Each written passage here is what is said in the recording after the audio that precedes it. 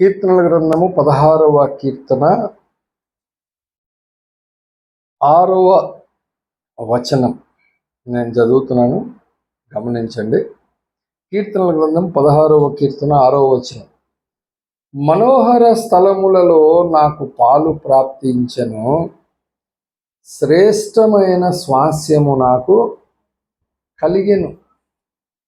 ప్రభునందు ప్రియులరా, చదవబడినటువంటి లేఖన భాగంలో ఏదైతే మనోహర స్థలములున్నావో అందులో దావీదుకి పాలు ప్రాప్తించిందట. ఏదైతే శ్రేష్టమైన స్వాస్యములు ఉన్నాయో అవి నాకు కలుగుతాయి అని అనలా. ఏమన్నాడు? కలిగెను అన్నాడు. అంటే భక్తుడు భూమి మీద ఉండంగానే పరలోకములో దేవుడిచ్చే బహుమానాన్ని ముందుగానే గుర్తుపట్టేసి అది నాకు కలిగెను, నాకు ప్రాప్తించెను అని చెప్తున్నాడు. అలా చెప్పగలుగుతున్నాడు అంటే దావీదు భక్తుడు ఎట్లాంటి భక్తి జీవితాన్ని కొనసాగించుంటాడు. అసలు దావీదు యొక్క హృదయం ఎలాంటిది అని మనం ఆలోచన చేస్తే ఇంట్లో వాళ్ళు అనుకుంటారు. ఏమని? దావీదు ఇంట్లో వాళ్ళు అనుకుంటారు. జనరల్గా అనుకునే విషయం చెప్తున్నాను నేను. ప్రతి ఒక్కరిని గురించినటువంటి ఒక అభిప్రాయం ఉంటుంది.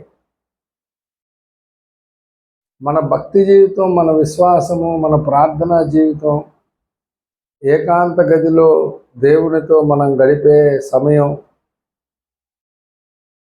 అసలు మన హృదయము నా విషయంలో అది నిందారోపణ చేస్తుందా, చేయట్లేదా అనేది నాకు తెలుసుదో తెలియదా?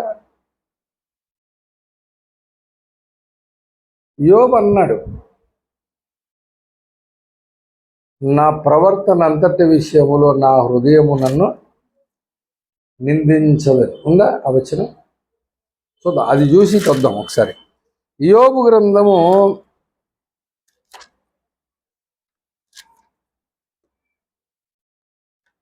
26వ అధ్యాయం 26, 27 27 బాబు. నేను చాలాసార్లు అలా కన్ఫ్యూజ్ అయ్యాను. No problem. నా నీతిని విడువక గట్టిగా పట్టుకొందును, నా ప్రవర్తన అంతటి విషయములో నా హృదయము నన్ను నిందు. అంటే ఇప్పుడు ఆయన ప్రవర్తన విషయంలో యోబు హృదయమే యోబుని నిందించదు. కానీ పక్కన వాళ్ళు ఏమంటున్నారు? శిష్యులు, అదే స్నేహితులు ఏమంటున్నారు? 5వ వచనం. అంటే ఇప్పుడు వాళ్ళు ఏం చెబుతున్నారు?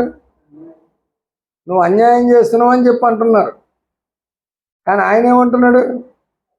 మీరు చెప్పే న్యాయమని నేను ఎంత మాత్రం ఒప్పుకోను, మరణం మగుమంత వరకు నేను ఎంత మాత్రం యథార్థతను. అంటే ఇప్పుడు వాళ్ళు ఏమంటున్నారు? నువ్వు యథార్థవంతుడివి కాదంటున్నాడు, నువ్వు న్యాయవంతుడివి కాదంటున్నారు. కానీ ఈయనేమంటున్నాడు? నేను ఒప్పుకోను అంటున్నాడు అని ఈ మాట చెప్పాడు. ఏమని? నా నీతిని గట్టిగా పట్టుకొందును. ఇప్పుడు ఆయన ప్రవర్తనను ఎలా కట్టుకున్నాడు ఒకసారి చూద్దాం. ఆయన ప్రవర్తన ఎలాగుందంట? 31వ అధ్యాయము మొదటి 2 వచనాలు.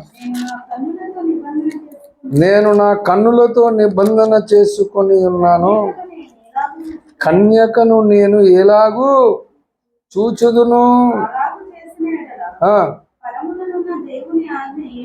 అది అంటే తన ప్రవర్తన ఎలాంటిది? డైరెక్ట్గా పెళ్లి కాని అమ్మాయిని చూడట. కన్యక అంటే పెళ్లి కాని అమ్మాయి. అంటే అతనికి ఉన్నటువంటి నిబంధన అది, చూడ్డు.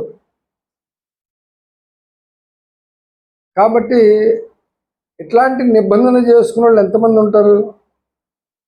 ఆయన కన్నులతో నిబంధన చేసుకున్నాడు. దావీదు గారు కూడా అది నిబంధన అనే మాట అనలేదు, కానీ భక్తిహీనుడు నా ఎదుటనున్నప్పుడు నేను నా నోటికి చిక్కము పెట్టుకుందును అన్నాడు. అంటే భక్తి పరులు ఉన్నప్పుడు కాదు, భక్తి పరులతో చాలా చక్కగా ఉంటాడు. భక్తిహీనుడు ఉన్నప్పుడు నా నోటికి చిక్కము పెట్టుకుందును. బా, ఆ మాట వింటుంటే నాకు ఎక్కడో నన్నే కుట్టినట్టుంది, నాకే తగులుతుంది ఆ దెబ్బ. భక్తిహీనులు అంటే ఎవరు? ధర్మశాస్త్రమును విడిచి తిరుగుచున్న వారు. మన ఎదురుగుండా ధర్మశాస్త్రం విడిచి తిరిగే వాళ్ళు ఉన్నారా లేదా? కానీ అట్లాంటి వాళ్ళు మన ఎదురుగుండా మనం శక్కం పెట్టుకోవట్లేదు, చాలా భయంకరంగా మాట్లాడుతున్నాం. అంటే దీన్ని మార్చుకోవాలి. అది మార్చుకోకపోతే పాలు ప్రాప్తించడం కష్టమే, స్వాస్యము కలగడం కొద్దిగా ఇబ్బందే. అంటే చాలా జాగ్రత్తగా ఉండాలి. దేవునికి స్తోత్రం. ప్రయత్నం చేద్దాం. ఉంది కదా పాట, పెద్ద ఆయన పాడాడు మహాభారతంలో. ఏమని? సాధన చేయుమురా నరుడా, సాధ్యము కానిది లేదురా. అవునా? లేదు. పౌలంతటి వాడే నిలబడినప్పుడు మనం నిలబడలేమా?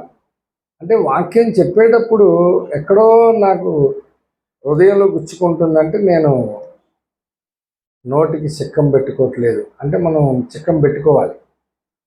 అంటే అతడు ధర్మశాస్త్రం విడిచి నడిచేవాడ కాదని తెలిసినప్పుడు మరి పెట్టుకోకపోవడం తప్పు మందేగా. అని భక్తుడు దావీదైతే అట్లా ఉండడంట. ఏం చేస్తాడు? కీర్తనల గ్రంథం 39వ కీర్తనలో,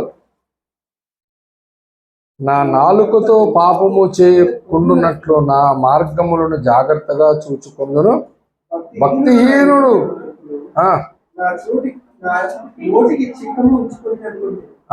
నేను ఏమీ మాటలాడక మౌనినైతిని, క్షేమమును గుర్చి అయినను పలుకగా నేను మౌనుగా ఉంటిని, అయినను నా విచారము. అంటే చాలా మౌనంగా ఉండాలన్నమాట. ఎక్కువ తక్కువ మాట్లాడకూడదు ఈ లెక్కన. ధర్మశాస్త్రం విడిచి తిరిగే వాళ్ళు మన ఎదుట ఉన్నప్పుడు దేవుని స్తోత్రం, హల్లెలూయా. కాబట్టి స్నేహితులు మాట్లాడతారు, బంధువులు మాట్లాడతారు, ఇంట్లో వాళ్ళు మాట్లాడతారు. మన హృదయం ఎలాంటిదో మనకు తెలుసు, దేవుడికి తెలుసు. కానీ వీళ్ళేమో మన హృదయం ఎలాంటిదో వీళ్ళు మాట్లాడతారు. అవునా కదా? ఉదాహరణకు దావీదు భక్తుడు మరి గొలియాతుతో యుద్ధం జరుగుతున్నప్పుడు సౌలు సైన్యం అంతా గడగడలాడిపోతున్నప్పుడు తన అన్నదమ్ములకు, శతాధిపతులకు, సైన్యాధిపతులకు పెరుగు, జున్ను ఇచ్చి యెషై గారు దావీదుని పంపిస్తే దావీదు అవి పట్టుకుని వెళ్ళి అక్కడ పెట్టి ఆయన ఎంక్వైరీ చేస్తున్నాడు. ఏం జరుగుతుంది, ఏంటి సంగతి, వీడిని చంపితే ఏంటి పరిస్థితి అంటే చెప్తున్నారు. ఆ సంగతి అట్లా వాళ్ళ అన్నయ్య ఎలియాబు దగ్గరికి వెళ్ళినప్పుడు ఎలియాబు దావీదు హృదయముని గురించి మాట్లాడాడు. సమూయేలు మొదటి గ్రంథం 17వ అధ్యాయము 28. సమూయేలు మొదటి గ్రంథం 17:28. అతడు వారితో మాట్లాడున్నది అతని పెద్దన్నయ్యకు వినబడగా కోపము వచ్చి, నువ్వు ఇక్కడికి ఎందుకు వచ్చితివి? అరణ్యములో నా చిన్న గొర్రె మందను ఎవరు వశము చేసితివి? నీ గర్వమును నీ హృదయపు చెడుతనమును ఎరుగుదును, యుద్ధము చూచుటే కదా నీ వచ్చితివి అన్నాడు. అందుకు దావీదు, నేనేమి చేసి తిని మాట మాత్రం పలికితనని చెప్పి అతని యొద్ద నుండి తొలగి తిరిగి మరి ఒకని ఆ ప్రకారమే అడుగుగా. అంటే ఇప్పుడు ఇంట్లో వాళ్ళ యొక్క అభిప్రాయం ఏంటి మన విషయంలో? మనం చూసినప్పుడు వాళ్ళ అభిప్రాయం ఉంటుందా ఉండదా? ఇప్పుడు ఎలియాబు అభిప్రాయం ఏంటి దావీదుకి? ఇప్పుడు దావీదు యొక్క భక్తి ఎలాంటిదో ఆయనకు తెలుసా? అరణ్యములో చిన్న మందను పెట్టుకొని కూర్చొని దావీదు ఎవరితో సహవాసం చేస్తుంటాడు? దేవుడేమో ఆయన దగ్గర దిగొచ్చి కూర్చొని ఆయనకు బోధిస్తూ ఉంటాడు, ఈయనేమో అందరికి చెప్తుంటాడు ఆ విషయాలు. ఈ ఎలియాబుకు తెలుసా ఈయన హృదయం ఎలాంటిదో తెలుసా? ఈయన హృదయం ఎలాంటిదో పరిశుద్ధాత్మకు తెలుసు. ప్రభునందు పిల్లరా, పరిశుద్ధాత్ముడే దావీదు చేత మాట్లాడించిన మాట 131వ కీర్తన 131వ కీర్తన మొదటి వచనము. యెహోవా నా హృదయము అహంకారము గలది కాదు, నా కన్నులు మీది చూసినవి కాదు, నాకు అందని వాటి ఎందైనను గొప్ప వాటి ఎందైనను నేను అభ్యాసము చేసుకొనటలేదు. ఈ మాట దావీదు కీర్తనే, దావీదే పలికింది. కానీ అది రాయించింది, దాని మాట స్థిరపరిచింది ఎవరు? పరిశుద్ధాత్మ దేవుడు. ఏమంటున్నాడు? నా హృదయము అహంకారము గలది కాదు, నా కన్నులు మీదు సూచన. మరి మీదు చూడకుండా ఏం చూస్తాయి సార్ మీకు అంటే 69వ కీర్తన 3వ వచనంలో చెప్పాడు. 69వ కీర్తన 3వ వచనంలో చెప్పాడు, నేను మొరపెట్టుట చేత అలసి ఉన్నాను, నా గొంతుపై ఎండిపోయాను, నా దేవుని కొరకు కనిపెట్టుట చేత నా కన్నులు క్షీణించిపోయాను అట. ఆయన కన్నులు దేన్ని చూస్తాయి? అందని వాటి ఎందు కాదు, మీదు చూసినవి కాదు. ఎవరిని చూస్తాడు? దేవుణ్ణి చూస్తూ ఉంటాడు. అందుకనే దావీదు భక్తుల జీవితంలో ఉన్న శ్రేష్టమైన లక్షణాలు మనం అద్దెదిద్దుకుంటే ఆటోమేటిక్గా దేవుడు భూమి మీద మనకి ఏం కావాలో ఇచ్చేస్తాడు. 102వ కీర్తన, కీర్తనల గ్రంథము 102వ కీర్తన 6వ వచనం చదువునండి. నేను అడవిలోని గూడబాతును పోలి ఉన్నాను, పాడైన స్థలములో పగిడ కంటే వలె ఉన్నాడు. ఇప్పుడు అడవిలోని గూడబాతులాగా ఉన్నాడంట. అడవిలోని గూడబాతు ఏం చేస్తుంది? ఆకాశపు వర్షము కొరకు చూస్తూ ఉంటుంది. అంటే ఎంతసేపు ఎక్కడ చూస్తుంటాడు? దావీదు కన్నులు ఎంతసేపు ఎక్కడ ఉన్నాయి? మన కన్నులు ఎక్కడ ఉన్నాయి? భూమి మీద ఉన్నాయి. కరెక్ట్గా చెప్పాలి, భూమి మీద ఉన్నాయండి. సరిపోద్దా? మింత్రాలు 3000 డ్రెస్ 300కి పెట్టారంట.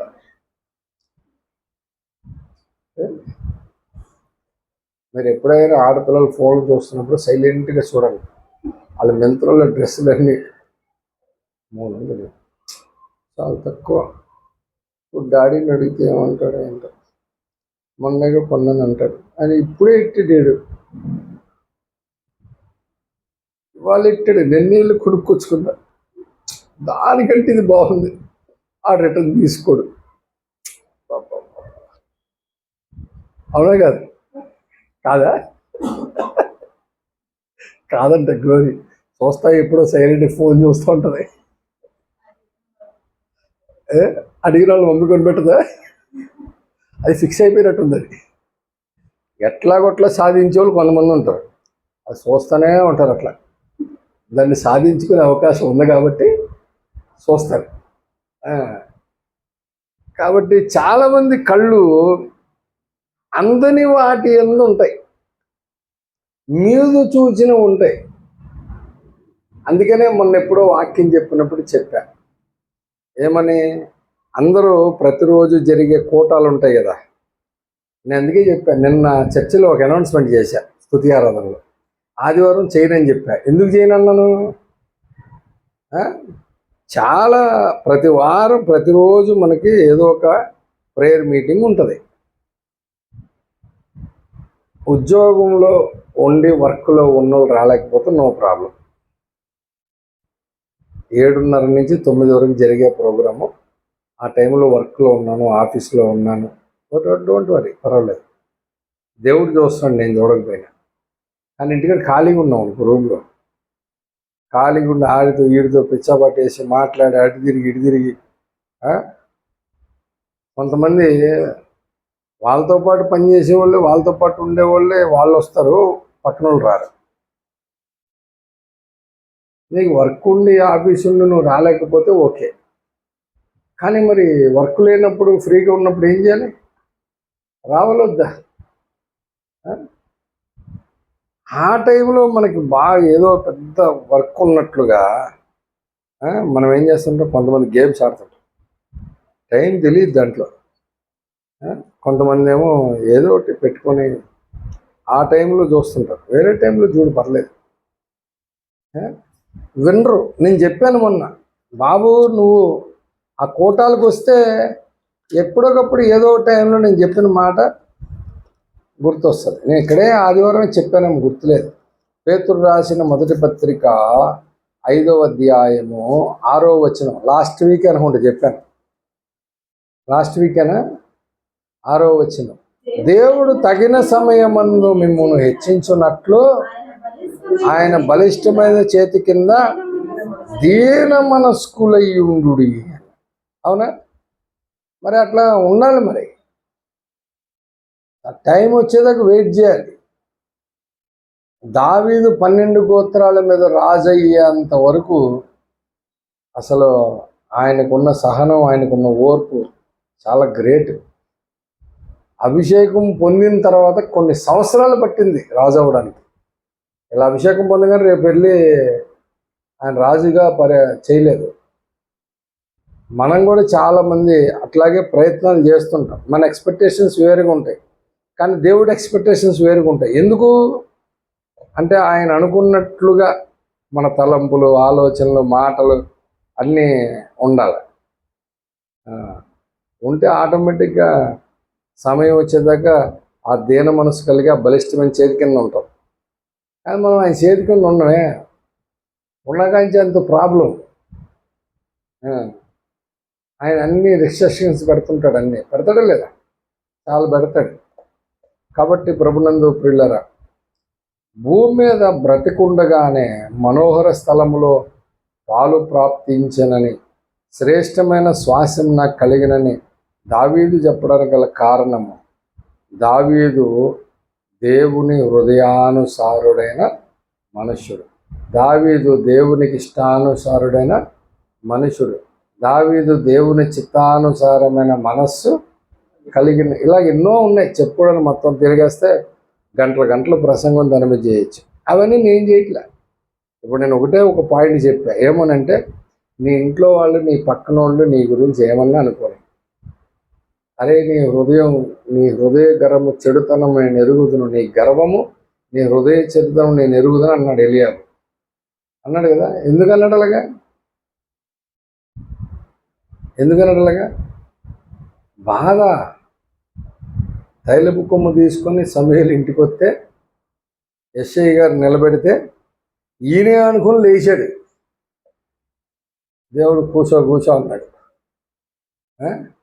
ఆ లెగంగానే ఎలియాబు ఏమనుకుని ఉంటాడు? నెక్స్ట్ నేనే అనుకొని ఉంటాడు. అనుకోగానే దేవుడు నువ్వు కూర్చో అని సమూయేలు అనగానే ఇప్పుడు ఎలియాబు నెక్స్ట్ ఎవడని చూస్తాడు. సెకండ్ కాదన్నాడు, థర్డ్ కాదన్నాడు, 7 పక్క దోసేసాడు. ఇంకా సమూయేలు ఇంకా ఎవరైనా ఉన్నారా నీకు పిల్లలు అంటే, ఆడసారి వాడు ఒకడు ఉన్నాడు సార్ అంటే, ఆడొచ్చేదో కూర్చుందామని కూర్చున్నాడు. ఇప్పుడు బాధ, అరే 7 వదిలి పక్కన పెట్టి ఆ శివరుడు ఎవడన్నా, ఆ గొర్రెలు కాసేవాడిని, ఆ చిన్నవాడిని బాలుడిని ఎన్నుకొని వాడి మీద తైలం పోసి అభిషేకించారు. మేము పనికి రాకపోయాం. బాధ. దేవుని చేత ఎన్నుకోబడిన ప్రతి వ్యక్తికి పక్క నుండి ఇంట్లో వాళ్ళే, బయట వాళ్ళే నిన్ను ఇలాంటి మాటలు మాట్లాడతారు. మీకు కూడా అనుభవం ఉండుంటుంది. మనం ప్రార్థనలో, దేవుని కార్యక్రమాల్లో సత్యం కొరకు మనం బాగా ఇంట్రెస్ట్గా దేవుని కొరకు నిలబడిన మన ఇంట్లో వాళ్ళు, రక్షణ పొందిన వాళ్ళే చాలా ఎక్కువైంది వీడికి ఈ మధ్యన అంటారు. ఏం పర్లేదు, వాళ్ళు ఏమనుకుంటున్నారో మనకు అనవసరం. దేవుడు మన గురించి ఏమనుకుంటున్నాడో ఆలోచించండి. దాని ప్రకారం దేవుని దృష్టికి నేను చేసే పని బాగుందా లేదా, దట్స్ ఆల్. బాగుంది, ఇది బాగుంటుంది. ఒక భక్తుడి విషయంలో దేవుడు ఇలా చేస్తే, భక్తుడు చేస్తే దేవుడు అంగీకరించాడు అని నీకు అనిపించినప్పుడు ఆ ప్రకారం నువ్వు చేసుకుంటూ వెళ్ళిపో, ఏం ఆలోచించదు. అంతేగాని మనుషులకు భయపడి మనుషుల మెప్పు కోరుకోవద్దు. మనుషుల మెప్పు కోరుకున్నవాడు దేవుని మెప్పును కలిగి ఉండలేడు. దేవుని మెప్పును కోరుకొని మనుషులకు దూరంగా అవడం మంచిది, బెటర్, హ్యాపీ. కానీ మనుషుల మెప్పు కోరుకొని దేవునికి దూరం అయ్యి నువ్వు సాధించిందేమీ లేదు. అందుకనే చాలాసార్లు చెప్పాను, నీకు అవకాశం ఉంటే దావీదులాగా యేసు ప్రభుని ఎత్తుకెళ్ళిపో, భుజానేసుకెళ్ళిపో. దానికోసం దీనికోసం చూడద్దు. యేసు ఎక్కడుంటే అక్కడ రాజ్యం. యేసు రాజు, రాజుగారు ఎక్కడుంటే రాజ్యం అక్కడ ఉంటుంది. అందుకని యేసు ఉంటే చాలు. అందుకనే కృతజ్ఞత కలిగి ఏం పాట పాడదామా అనుకుంటే ఆ పాట పాడా. నీ ఉంటే నాకు చాలు యేసయ్య. ఓకేనా? ఉంటే చాలు.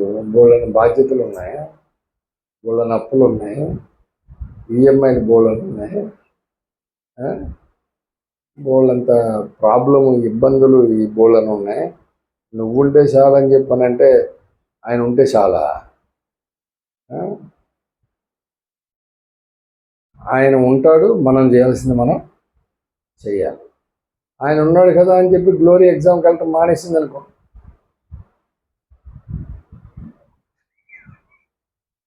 కుదురుద్దా?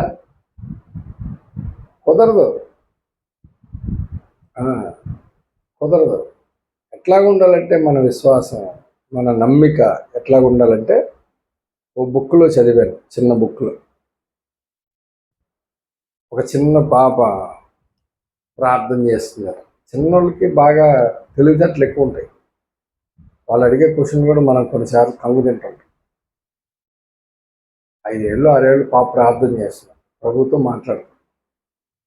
వీళ్ళు తలుపు కొడుతున్నారంటే ఎవరు లేరు ఇంట్లో. ఈ పాప ఒక్కది ప్రార్థనలో ఉంది. తల్లిదండ్రులు ఆడికి వెళ్ళారు మనకు తెలియదు, ఆ బుక్లో రాయలేదు. తలుపు కొడుతున్నారట, ప్రార్థనలో ఉంది, డిస్టర్బ్ అవుతుంది, ప్రభుతో మాట్లాడుతున్నాను, వీళ్ళు తలుపు కొడుతున్నారు, ఎట్లాగా నేను ప్రార్థన ముగించలేను, ప్రభుతో మాట్లాడకుండా ఉండలేను, కాబట్టి నేనైతే ప్రేయర్లోనే ఉంటానని యేసు ప్రభువు చెప్పిందట, నువ్వు వెళ్ళి తలుపు తీయాలి. చిన్న విశ్వాసం కదా, చిన్న పిల్ల ఎలా ఉంటాయి, ఇలాగే ఉంటాయి. ప్రభు తలుపు కొడతా కానీ నువ్వు వెళ్ళి తీయాల్సిందంట. నువ్వు ప్రార్థనలో ఉండి వెళ్తానేమని వెళ్ళాడంట. తలుపు తీస్తే బయట దుస్తుడు ఉన్నాడట. ఈయన చూడంగానే ఆయన బారిపోయాడు. నువ్వే ప్రార్థన ముగించి తలుపు తీసేవానికి ఎలాగుంటుంది?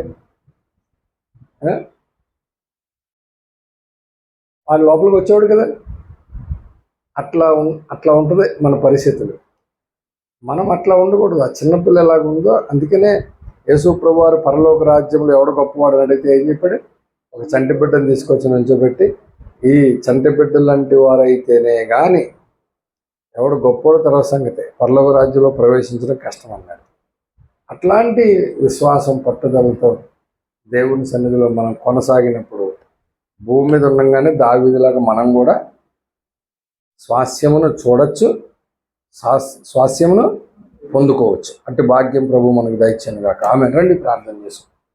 మహాపరిశుద్ధుడు, ప్రేమగల మా తండ్రి, నీ నామానికి స్తుతులు స్తోత్రాలు ప్రభువా. మధ్యాహ్నకాల సమయంలో నీ మహాకృపను బట్టి, ప్రేమను బట్టి విన్న వాక్యం ప్రతి ఒక్కరు హృదయంలో లోతుగా నాటి నీరుకట్టి ఫలింపు చేయండి.